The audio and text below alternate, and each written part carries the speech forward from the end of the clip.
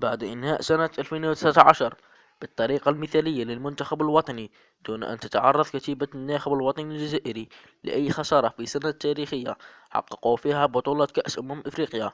وتنتظر المنتخب الوطني الجزائري جملة من التحديات في سنة 2020، وأبرزها مباريات ودية كبيرة للخضر أمام منتخبات كبيرة من بينها المنتخب الإيطالي، حيث أكد رئيس الاتحادية الجزائرية لكرة القدم خير الدين زوتشي بأن الفاف تلقت طلب رسمي من إيطاليا من أجل إجراء مباراة ودية في سنة 2020.